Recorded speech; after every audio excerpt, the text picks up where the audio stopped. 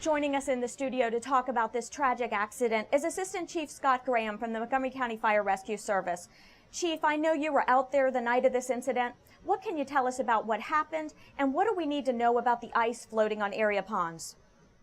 This incident was a somber reminder of the tragedy that can occur, and fortunately doesn't occur that frequently in our area.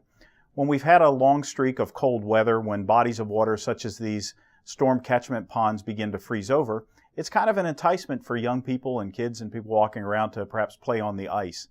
It turned to tragedy when we received the call a little bit after 4 p.m. Fire rescue officials arrived on the scene. There were 3 young children that were reported to be out on the ice and in the water. When we did arrive, 2 of those were beginning to exit from the ice. One was already broken through the ice and walking out, and the other was crawling on top of the ice. The third one, according to an eyewitness, had gone under the water and had not resurfaced.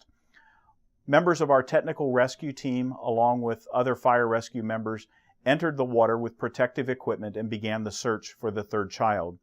Approximately 25 to 30 minutes into the search, we located the child in about 5.5 feet of water, perhaps about 40 yards out from the bank. The child was immediately taken to a waiting medic unit and transported to Shady Grove Hospital. The child was pronounced dead at 7:45 that evening. This tragedy reminds us and our commitment to those who grieve and those who witness or are part of something like this is our commitment and our recommitment to getting out our message to prevent that type of 911 call.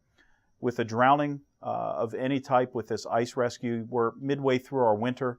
We'd like to remind everyone that there's no body of water, especially these non-recreational bodies of water, that are safe for anybody to be out on when they freeze over, or actually be in them whenever there's no ice on them. It's been an extraordinarily busy start of the new year. How are firefighters reacting to this unusual start? Well, our reaction is one of, I guess with the 2 fatal fires that we've had thus far and the tragic drowning of the child in Gaithersburg, it's our recommitment to preventing the 911 call. Firefighters are out in the neighborhoods. Firefighters will be out each and every weekend distributing information, safety information about things such as winter safety, ice, fireplaces, and things like that. We'll also be checking smoke alarms in homes in many areas across the county. And certainly, you can have your smoke alarm tested by one of our fire rescue stations simply by calling 311. Thank you so much for joining us. Thank you.